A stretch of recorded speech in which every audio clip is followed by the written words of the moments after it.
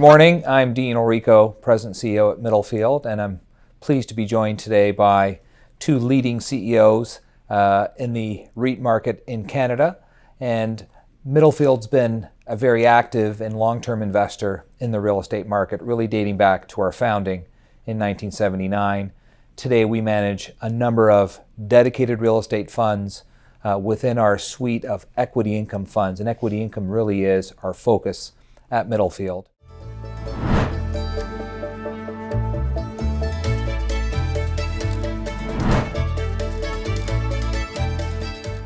So it's my pleasure to introduce Kevan Gorrie, President and CEO of Granite REIT, and Mark Kenney, President and CEO of CAPREIT.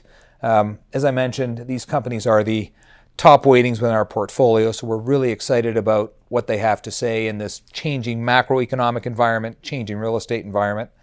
And it's clear that there's lots of doom and gloom in the market today, and I think our audience today will walk away impressed with not only your outlooks on the sector, but with how well you're managing your businesses in the current market environment. And I'll just give a bit of background on each company. Granite was established in 2003, spun out of Magna International, and today is the largest industrial REIT in Canada with some 57 million square feet in Canada, the US, and Europe. And Kevan joined Granite in August 2018, a few months after selling Pure Industrial REIT, where he was the CEO for many years, to Blackstone and Ivanhoe Cambridge. At Middlefield, it was a little bittersweet because we were big holders for almost 10 years of Pure Industrial REIT, but we're equally as happy to see Kevan join Granite, and he's successfully executing the same strategy there, if not even bigger and more so. Mark has been with CAPREIT for almost 25 years now. That's right. It's been a while. It's about as long as I've been at Middlefield. And CAPREIT is the largest apartment property REIT in Canada with about 17 billion in assets. So largest in Canada, also has a big presence in Europe with some 55,000 residential suites in Europe, over 60,000 here in Canada. So it's a real pleasure to have you guys with us here today. So let's first start with the macro side, and then we're going to hone in on kind of each of your businesses and how you're dealing with the current environment. So we talk about the beds and sheds, and that's really one of our favorite terms because these are the two areas we're most excited about. The beds being the apartment REITs, the sheds being the industrial property REITs. And having said that, we're in an environment, no surprise to anybody, with high inflation, rising rates, and on the verge of maybe a global recession here. But you're both proven CEOs in this area. You've been through various cycles. So give us a sense for how your outlooks have changed, how your strategies have changed, just at a macro level as a result of some of these evolving issues. And Kevan, we're going to start with you. 10 years ago, industrial REITs probably were the last people on the panel to talk. They've been the rock star for the past 5 or 6 years. You're now going to be the first. So let's hear about how your outlook's evolving now in this environment. Well, I think from a sector fundamental perspective, it still remains very strong for what we focus on, logistics and e-commerce. I just read recently that Europe overall is under 3% vacancy. The US is under 3% vacancy as of the second quarter for the first time in history. Canada, the average vacancy is around 1%, and rent growth are double digits across most of our markets. So even though there is this backdrop of great uncertainty, sector fundamentals remain very strong. But as we head into it, I think, we, like a lot of investors, put our pencils down in terms of growth and acquisitions. We have a lot of development on the go currently, so we do have development commitments. And so we made a concerted decision to focus on completing the developments and retaining as much cash as we can. And I think Mark would agree. Also, our share price makes our units very attractive right now. So there certainly has been a pivot in terms of maintaining our liquidity and balance sheet strength, and instead of acquisitions, more of a focus on buying back our own units. We're going to get into that in terms of capital allocation a little later, because I think there's a lot of important information there that investors are going to want to understand. So Mark, we know that apartment REITs has been such a mainstay in the Canadian real estate market. We've owned CAPREIT units really since the IPO in the mid-90s. Immigration's been a big factor there. How much of a factor is immigration today? Because there's a lot written about 400,000 Canadians last year, 420,000 new Canadians this year, maybe 450 next year. Is that a major factor behind what's moving the demand dial for apartment REITs? The demand dial's, hitting the breaking point and really showing no signs of relief. For the type of market that we serve, CAPREIT, we're really focused around the mid-tier market, and we call that under $3 a foot a monthly rents, which is the mass market. So when you're talking about the mass market and you look at the CAPREIT portfolio, you see buildings that are 50% of replacement cost. Our rents are held back over years of regulation. They get released on turnover. That value gets released on turnover. But the demand is not the issue. In our business, the demand fundamentals are so incredibly strong. Kevan will remember, I believe he started his career in apartments, and we used to talk about how apartments were counter-cyclical. How they did really well in bad times. And all, apartment owners look forward to a good recession because that's when people flee the housing market. You saw that happen in the US when things got tough there. But the demand fundamentals are incredibly rock solid.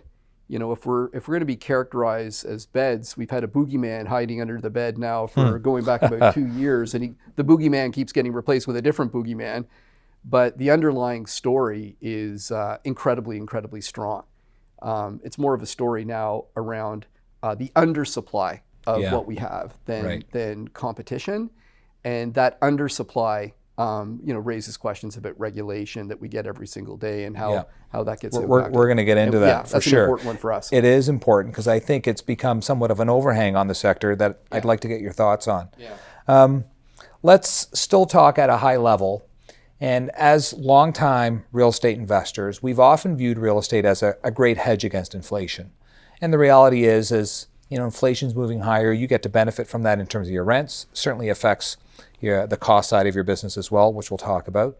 And true to form, that's exactly been the case. We're seeing your releasing spreads. We're seeing your rent renewals at high single digit, low double digit, and industrial even more than that. Having said that, with higher inflation, higher rates, we're seeing REIT prices really pull back this year. On average, REITs are down some 20%. Is it different this time, guys? Are in fact REIT investors going to be vindicated and see a recovery in REIT prices? So maybe let's start with why you think there's been a pullback in REITs this year, even though they're benefiting from some of these higher inflation numbers and higher rent rolls. Kevan? Well, I'll start. I think that they will. I firmly believe that they will be vindicated. I think there is a valid concern about the rise in the cost of borrowing. But if you look at REITs, we're not a highly levered buyer. You look at a lot of the private equity firms that were using typically 75% leverage. I think we finished the second quarter at 28% leverage. So I don't think that that's factored in enough to the story of REITs and the story of Granite. And then if I'm in a high sort of inflationary environment, I want to invest in businesses that I think have very solid fundamentals, that have a strong balance sheet and can drive dividend growth and drive cash flow growth. And I look at a company like Granite and I look at a company like CAPREIT, and I think we're very well positioned to capitalize on that. So I think that there is a valid concern about where NAV is or where the values are. But certainly where the unit price is today has well surpassed what we've seen in the market in terms of the moves and values of assets. Mark, what are your thoughts on kind of REIT prices today and kind of why they are where they are? Well, in the case of CAPREIT, we look at, it's a tale of two ownership groups. It's the public market owners of real estate and it's the private sector owners of real estate. And when you combine all apartment REITs together in Canada, you don't hit 5% of ownership. We're a very small part of a much bigger community.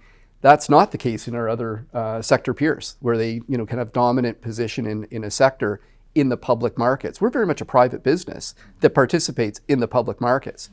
So when we look at valuation, Kevan said it, it's all about NAV. And for investors out there, I strongly, strongly recommend you really understand management's methodology for calculating NAV, because we all do it differently. Right. And that is, to me, in a value environment, something you have to really focus on when stock prices are disconnected completely from real valuation. So in our case, we started off as a business that we liked yield, but we also liked this 50% of replacement cost equation. With inflation, we now see that pushing into 35% of replacement cost. Expand on that a little bit more so people understand what we're talking about. If you build a new building for $100, the equivalent building at CAPREIT is cost you $35. And that's what when you're buying CAPREIT stock at a $60 NAV, that's the $35. So it's incredibly good protection for long-term inflation. Real estate always has been. I think what happens though is when you look at our retail investors and you look at our institutions that are churning stock, what they're doing is they're looking at yield alternative.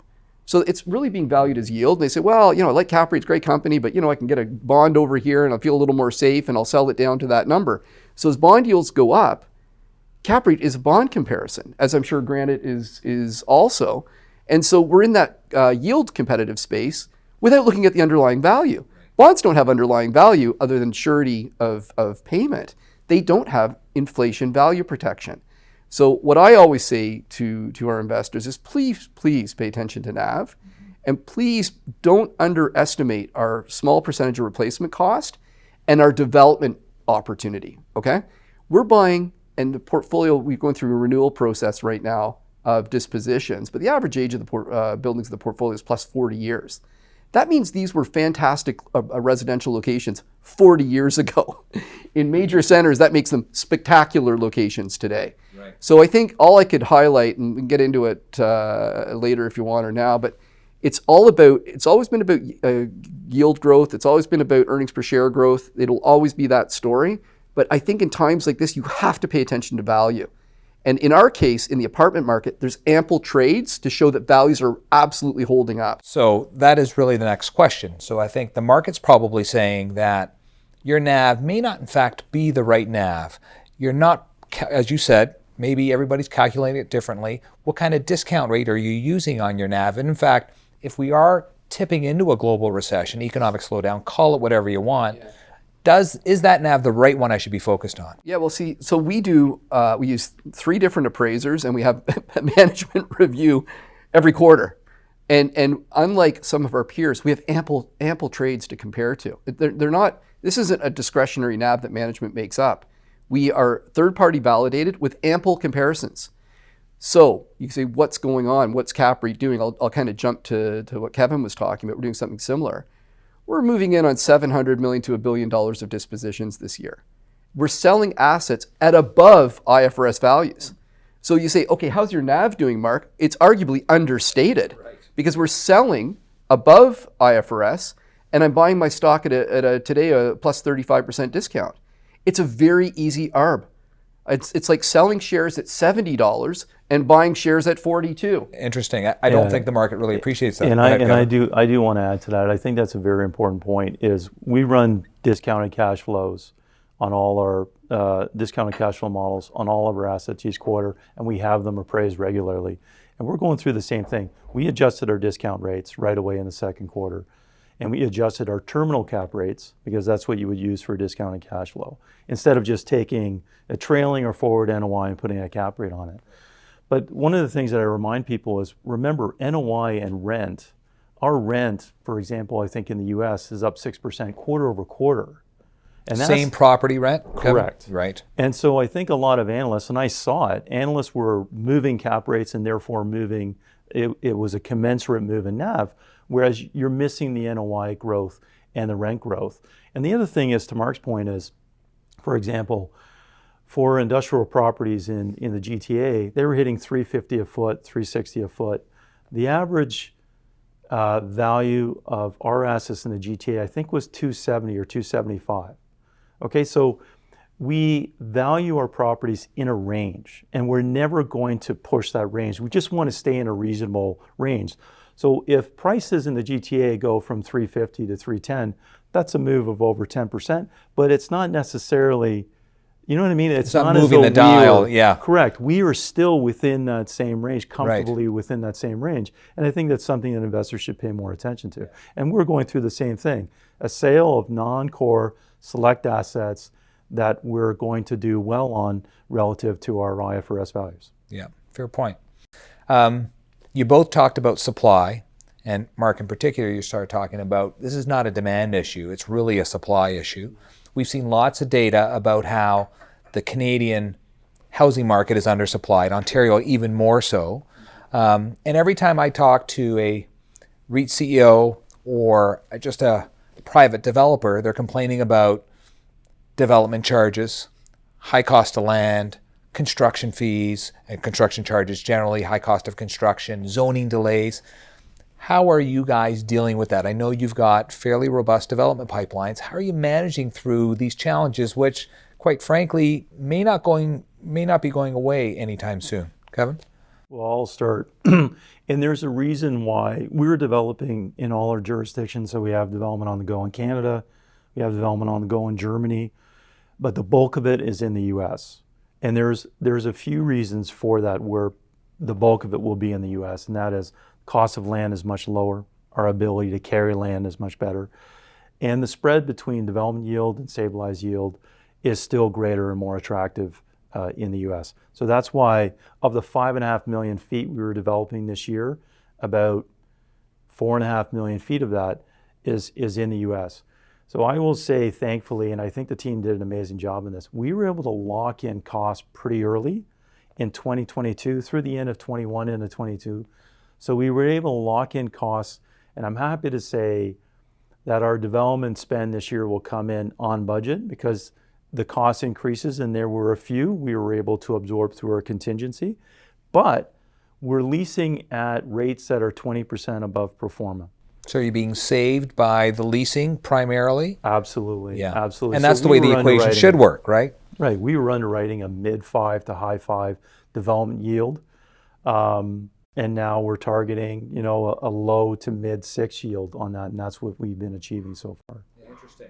Yeah. So Mark, it's much more of a hot topic for the apartments, for sure. And as we say, we know there's a shortage of residential homes. We've got high levels of immigration.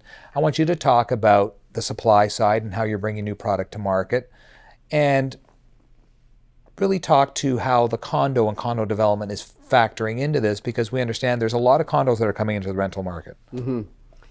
So I guess I would start with saying, CAPREIT is the largest REIT in Canada by market cap.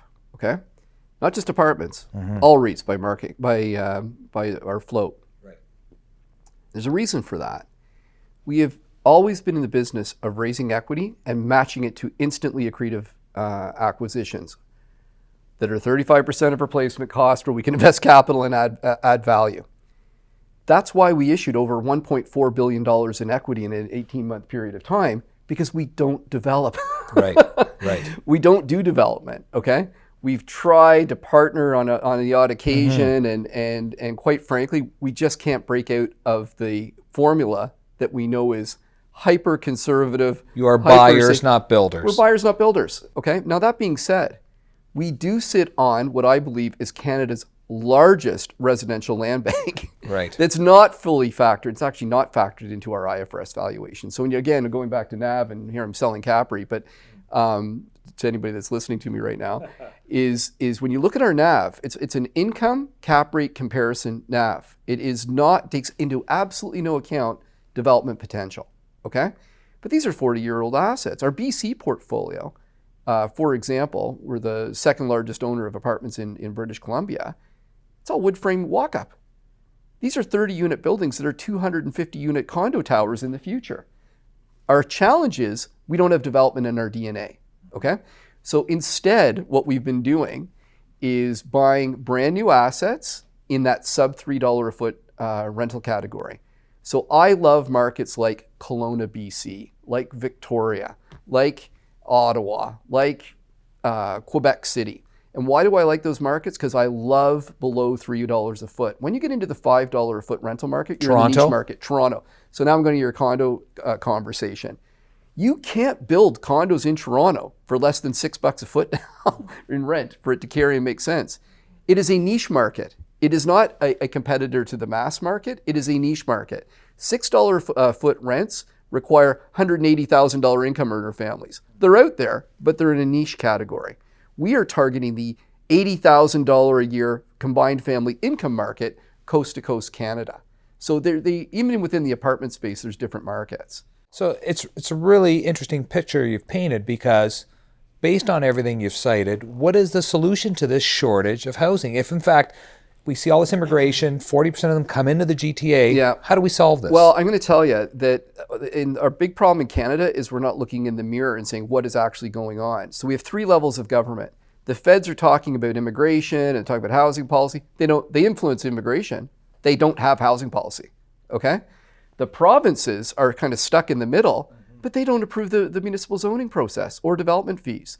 The keys are at the municipal level, and the solution resides at the province and the feds. It's ridiculous, okay?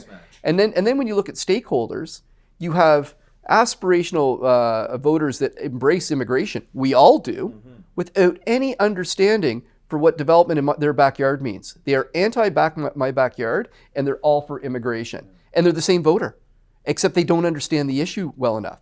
What's happened in Canada, think about it, resi land. We have land in Canada. Last time I was on an airplane, I looked down and I see 90% land when I'm flying from city to city. Right. What's the problem? Why is this land in the US so cheap and we have more of it in Canada? Because our dense resi land has to be on municipal services in this country. And we don't have municipal services outside the 3 big cities. So suddenly, a piece of land in Toronto is bid up to $800,000 for a residential home before you hire a carpenter, right. Okay? Meanwhile, we have land in Barrie, Ontario, unzoned on a municipal services that probably is worth $15,000 for the same size lot. It's municipal services. So there was a move to put resi land, dense resi on municipal services in the Planning Act in this country, and that was when land was affordable. When immigration ambitions ramped up in this country, housing was affordable. We've hit a tipping point and nobody wants to look at the underlying issues. So dare I say, we lack political leadership and policy? Is that where we're getting at? I think it's understanding and education. Governments are used to working on But that's issues. something, shouldn't the REITs be doing that, helping with understanding and education? Are they prepared to listen to you guys on that front? It's a slow process because you're trying to convince decision makers that constituents aren't necessarily aligned with what the solutions are. When you're talking about supply, you need to really get ambitious with building, which really means not in my backyard, has to step aside. Absolutely. And that is really a big issue. Cities have allowed their infrastructures to grow, so these development charges, they're not just a profit margin. They need the money to sustain infrastructure. So we need to completely rethink infrastructure. We need to really rethink municipal zonings, where cities grow, where cities are, and municipalities that can come to the table with solutions should be rewarded by both the province and the feds. Interesting. So Kevan, I'm assuming the reason why you're not in the GTA, you're primarily developing in the US, is because land prices here, municipal charges and all the rest of that are making this industrial market in the GTA, which is among the largest in North America, maybe the second largest to Chicago. Is it just too difficult to develop last mile facilities in this market? Well, what we ended up doing is we looked at the GTA, and to Mark's point, almost with the cost of land here and $6 a foot, is we were uncomfortable with $4 million an acre in a 905 area code, which it hit for industrial land, which is unbelievable. So what we did is we said, okay, how are we going to penetrate the GTA market and be active as a developer and stay within an hour's drive of downtown Toronto? And so we looked at Pickering, Ajax, we went to Guelph, we looked carefully at Cambridge, and we kept coming back to Brantford and that area down there, down the 403. And so we bought 90 acres of land in Brantford, which we announced last year. We started phase 1. We've just started phase 1, and now we've leased a building, 410,000 feet. Our first building is now fully leased for 20 years. And we're going to start phase 2. So it's gone very successfully. Again, rents 20 to 30% above our original pro forma from a year ago. So that's how we're playing in the GTA market. I don't think we're that comfortable with the Mississauga, Brampton, the more established areas, but now you're Because of building... land costs, right. Correct. You need $20, $22 a foot to make that work. Whereas in Brantford, which is, you could argue, from downtown Toronto is twice as far a drive, or within twice as far a drive as Mississauga is from downtown Toronto, and we need $7.50, $8 rents to make that work. And so that's how we've decided to tackle GTA opportunities, and it's working out very well. And do you think these land prices, and I want to move on from this, but just to finish this last point, land prices are going to come back down because, we just saw last year, Smart Centers, recognizing it's for multifamily, just paid about $11 million an acre in Vaughan for about 50 acres. Like, how do you make those numbers work? I'm the wrong guy to ask because we're not developing, and that's why we love buying assets at 35% of replacement cost. Right. And the number keeps going down. Right. And then that is, again, another attribute of inflation. Like, these buildings aren't getting cheaper to build with inflation. The land may adjust in value, but certainly the hard input costs and the development costs are not falling. That's not a supply-demand driven factor. So again, we stay focused on the in-place income of assets that are dramatically below replacement cost. Yeah, and for us, completely different sector. That's one of the beauties of real estate. The sectors are so different. For us, what was as important and more important than the land price, Dean, was more, can you build 1 million foot? Do you have enough contiguous land to meet the demand of tenants today, logistics, e-commerce tenants?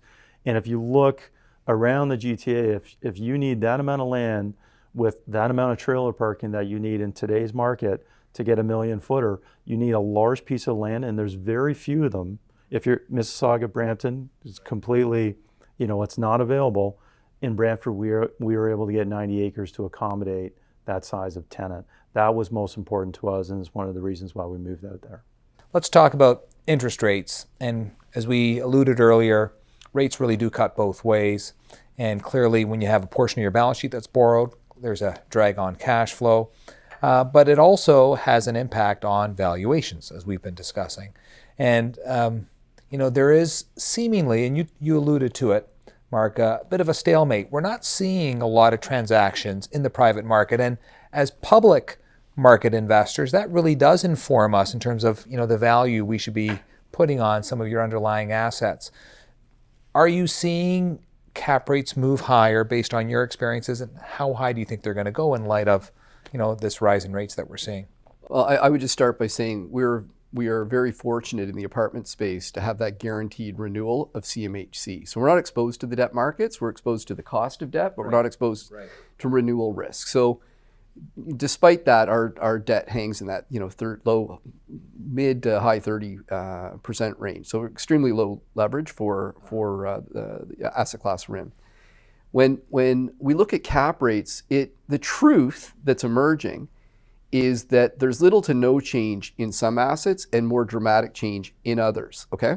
There was so much capital for apartments that you were really playing just a yield spread business, and transactions have been highly commoditized. So if you have an apartment building in Brampton with no development potential, with nothing but sort of the rents that are in place, and you have no assumable debt, you've got a cap rate that's probably expanded 100 basis points. And anyone that pretends that that's not the case is telling fibs. What we have been doing at CAPREIT is looking for our non-institutional quality assets that are in potentially development locations and far surpassing valuation. So because, again, we're a small part of a big apartment community, we do have a lot more trades and we have a lot more stock in our IFRS valuations. There's a lot more to point to. Despite that, we've been writing down our assets, one of the only REITs that did it last quarter in the apartment space, because there wasn't trades to compare our suburban properties to, and yet I have this view that I think the suburban stuff could get hurt, and but we haven't seen evidence of it yet.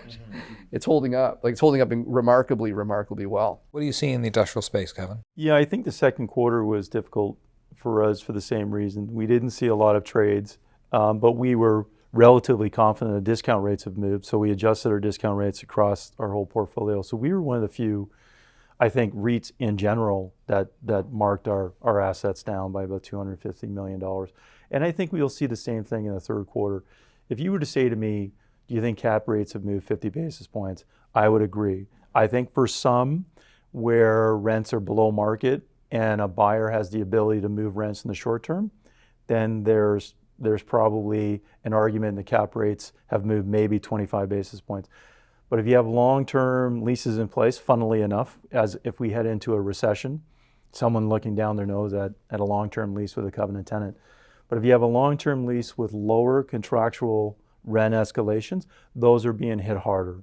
Those are probably 50 basis points or above. So I completely agree.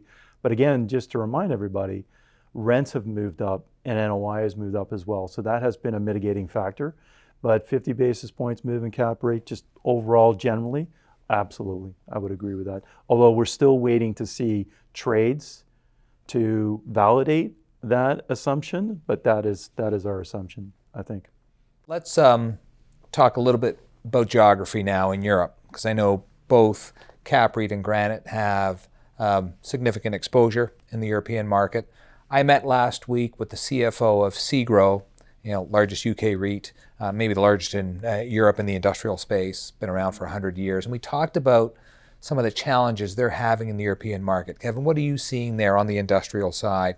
Because we know Europe is arguably probably a little worse off than North America is. Certainly that's the view of most investors. Energy costs are higher. What are you seeing in terms of activity? Well, we're not as active on the development. We have one development property in Germany, and we had a few renewals that we dealt with in the quarter that went very well. And our development site in Germany, we have 200,000 feet remaining, and we have 3 prospects on that. And I will tell you that I think we're down to 2, and we're projecting a rent that's probably 10% above what we were in the second quarter. So all I would say to that is, I don't want to seem glib. I think fundamentals remain very strong, and I saw a report out of the Financial Times that basically said it looks like the fundamentals in Germany and Western Europe continue to be very strong and improve. And improve. That's not what they were saying in the second quarter, and I think they've been surprised at how robust the leasing has been. So that's what we're seeing, and I think what I would account for that more than anything is this sort of just-in-time supply chain philosophy to just in case. And I'm for sure I'm paraphrasing somebody that said that many times. But the point being, tenants that are in storage and distribution have been impacted heavily by supply chain disruptions for the past 2.5 years. And they are building more storage capacity. They're building sort of perseverance into their supply chains, resilience into their supply chains, and that's what we're seeing. So we have, what we're seeing out there in the market is stronger fundamentals than we were in the second quarter so far. And I know it could be subject to changes in the future, but the market seems to be in a very strong position so far. It's encouraging. Mark, what about you? Well, Europe is performing exceptionally well for us. The Dutch market, Netherlands, we're seeing it's the highest performing portion of our business. We're 80% margins there. Utilities are all passed through. Things are great. We have completely hedged our asset debt exposure. We're 100% levered in Europe. We have instruments in place. Yeah, so we have no foreign exchange risk on the investment, but we have erosion on the returning income. So despite all the growth, you can't make up for a euro that's lost 30% of its kick. So when the euro is stable, we could find much bigger yield spread than we can find in Canada, and the story seemed to make a lot of sense. Today, it's a puzzle because the performance is excellent. Demand is still there. Demand is still there. The business is performing exceptionally well, and yet we're getting kicked over there as well. One important thing that I cannot say enough about our European investment that's fundamentally different than Canada is that when we look at those NAVs and those IFRS values, it absolutely doesn't tell the investor that we can sell apartments one at a time. They're all condos. The entire portfolio is a condo portfolio. So when people talk about regulatory risk and impacts to valuation, I say, well, there's no regulation on a sale. Right. And the liquidity exit plan for the European investment is completely different than Canada. we can have an interest rate environment, a regulatory environment that pushes down values in Canada. In Europe, if they change regulation, we sell units one at a time in vacant possession at significant premiums to NAV calculation. So that is, I think, entirely underappreciated. I think it's a private equity play more than it's a REIT play in today's environment. I think what investors are telling us is, you should, if you're when times are good, Mark, you can do these little experiments and get benefit and explore. But there seems to be a drive for pure play that we're listening to as well. There's no strategic plan reveal, but these are the pressures that I get sort of every day from investors. And I think I had mentioned to you this to you before, but one thing I thought was interesting in discussions with investors is the vast majority of our leases in Europe are CPI index or tied to the CPI index, and most of them are annual. And there has been a concern, will we be able to capture, does the tenant have the ability to pay 8-9% more next year when they're facing higher energy costs? And I have to remind investors, number one, the majority of our tenants don't have energy intensive activities. But number two, how does that compare to tenants that we have in the GTA that are facing 60% rent increases, 70% rent increases, and in the US 20 to 30%? They don't seem that concerned about their ability to pay that increase in rent. So I think it's all relative.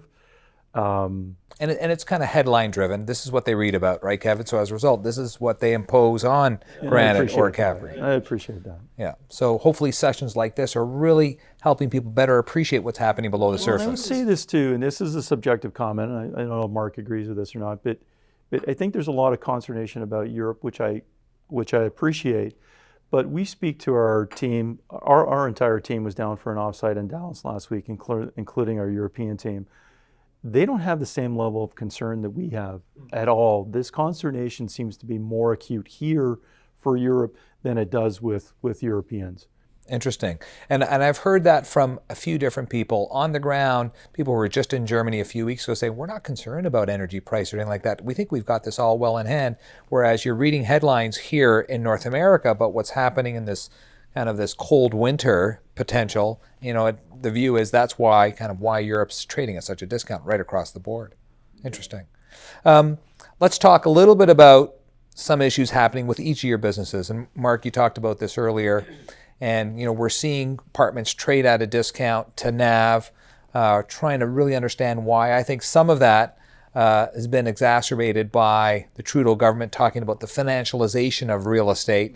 So without being overly negative on politicians, and I know it's hard to do, I have to hold myself back too. What are your thoughts on that? How is that discussion, that dialogue evolving? Well, I think, to be fair, all industries have an obligation, a responsibility to educate government on the issues that their businesses face. And politicians are not supposed to be masters of all industry. So, I first of all start with the point that we have a responsibility to educate. And at the federal level, we've had very little dialogue historically because housing's always been in the purvey of provincial jurisdiction. That being said, I do ponder over the question of what does financialization of housing mean? Right. And the definition is apartments being used as a financial vehicle for housing. Well, this has always been the case. Like since the first apartment building was ever built in Canada, it was owned as an investment by a company and it was regulated by a province. Nothing's changed.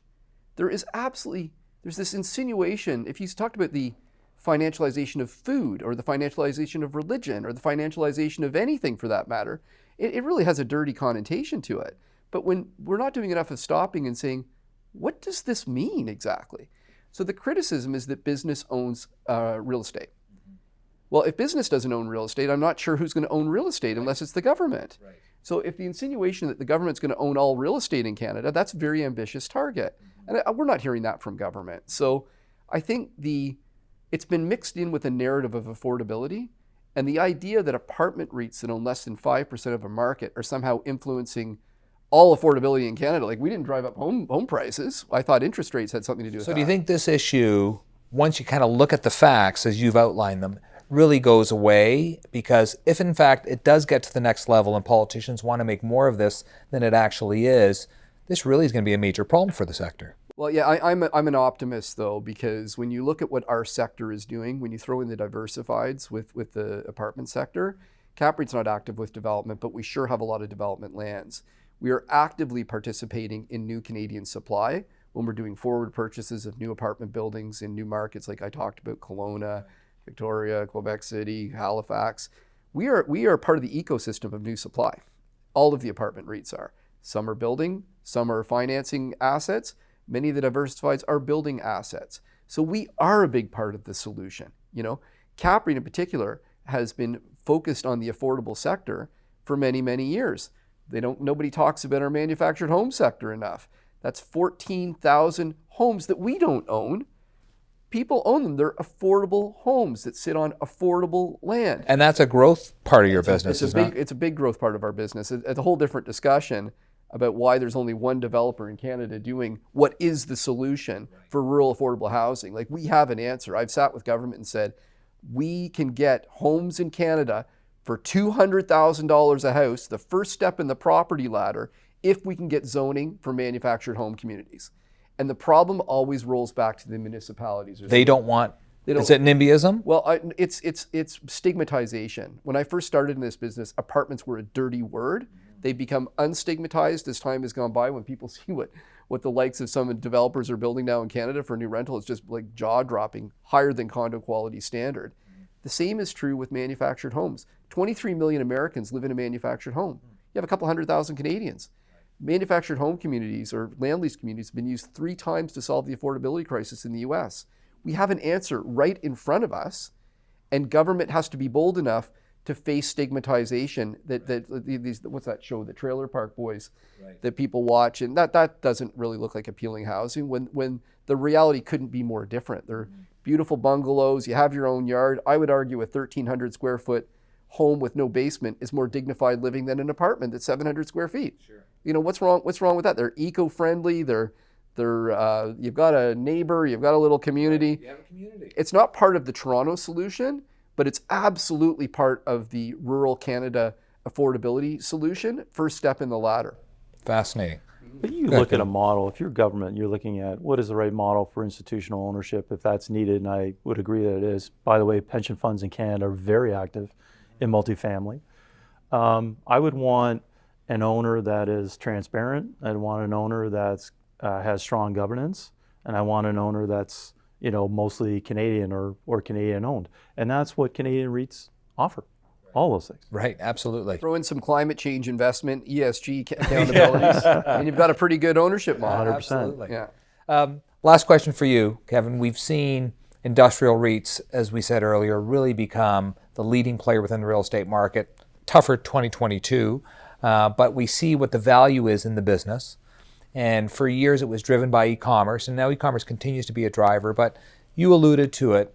How much is this onshoring of manufacturing and inventory management driving your business? SeaGrow talked about building facilities for Maersk and Bosch, facilities that would have otherwise been in Asia. Are you seeing that within your portfolio? We are, and I would base it just on what we're seeing on the ground. And I think building 5.5 million feet in 7-8 different cities gives you real insight into it. And I will tell you, when I look at some of the prospects we have spoken to and met with, the number of them that are manufacturing, that are looking to expand their footprint in the continental US and in Western Europe, I think is very encouraging. So we're seeing that. And again, like I said, that just in case, I think most of our tenants, I saw a survey in Europe and we would completely agree with this. 75 to 80, 90% of tenants right now are looking to expand their footprint to build more resilience into their supply chain. It is needed. And I think people think it's going to be needed for many years. We're definitely seeing that. Fantastic. Well, I think that does it for time, guys. Thank you very much. I think the comments you've made today really do outline why we're as bullish on CAPREIT and Granite, and hopefully the audience really appreciates what's happening in your business and the value in them. So thank you. Thank you. Thank you.